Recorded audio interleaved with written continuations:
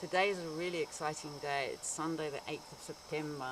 This is the Turgwe Hippo Trust's new second-hand car. She's a Toyota Land Cruiser. She's a 1991 model.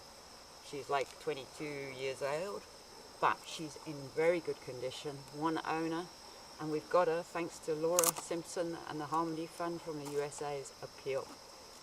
We thank you very much for this and for everybody that has helped us. For the first time we're here at the Turgwe River where Chubby lives and Mystery and little calf Monty.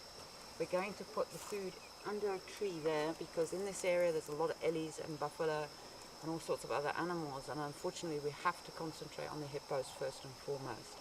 To raise the funds to feed these hippos is not easy.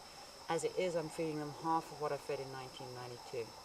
I have with me a dear friend who was a volunteer and who's now very close to me, who's filming at the moment, and you'll see her just now. Her name is Mirinda Thorpe. Anyway, let's get cracking, Mirinda, and let's get this hay off. Mirinda Thorpe's going to help us. Mirinda, what's your feelings about all of this? Exciting, but also a little bit sad for the animals. So, because of this dry period, particularly dry, we have to feed the animals. Karen's done this before, and she kept them alive, and they had babies at that time. So we're doing it again because these hippos, they can't move freely like they could before. Unfortunately, people have moved into the area and there's a lot of conflict between them and the hippos. So what we have to do now is feed them feed this group of 3. These are the luckiest hippos in the world, I think. The difference in the drought this year is it's not as severe as 1992. I don't believe in feeding wild animals unless it's totally necessary. We live in a conservancy. It's a huge area, but they've got nowhere to go. We have got people who have moved into the area, taken away a lot of the habitat that was naturally belonging to the animals. And so there's no grazing for them to move to. And even if they follow the river all the way to the Sabi River, there's nothing there either. So it's feed or die.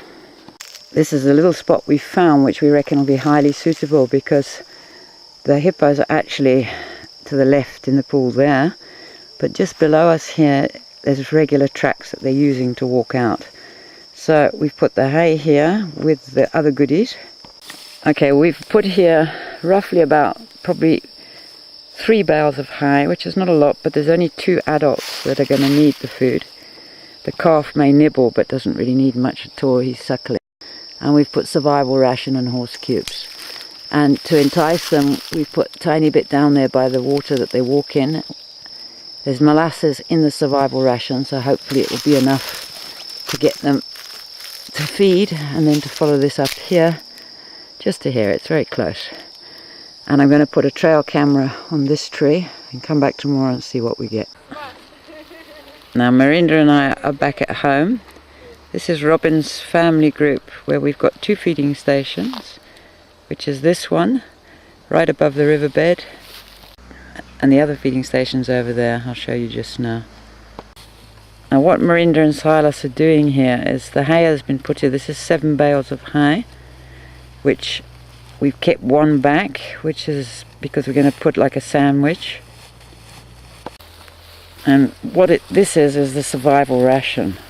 It's a mixture of cottonseed with some molasses, a bit of salt, various bits and bobs which have protein, and mixed together with the hay, it gives them the bulk of the hay and the protein from the survival ration. We put 1 layer like this, then we shake it a bit into the stack, and then after that we put more hay, and at the top of the hay we put another layer of this. So it is a sandwich, and the horse cubes. And this way they have to eat the hay as well as the good stuff. Otherwise they'd be like anybody, they'd want to eat the good stuff first, and the hay maybe not so much. And the hay is the bulk which we need. And every night Silas is our assistant. He helps us, he's part of the Hippo group. Without Silas we'd have a lot of problems. And he's my main supervisor with the game scouts when they help out as well. And you see here we do it all by wheelbarrow. I haven't got the muscle that Mirinda's got. She's got very good muscles. And Silas obviously has. But between us we do a pretty good job.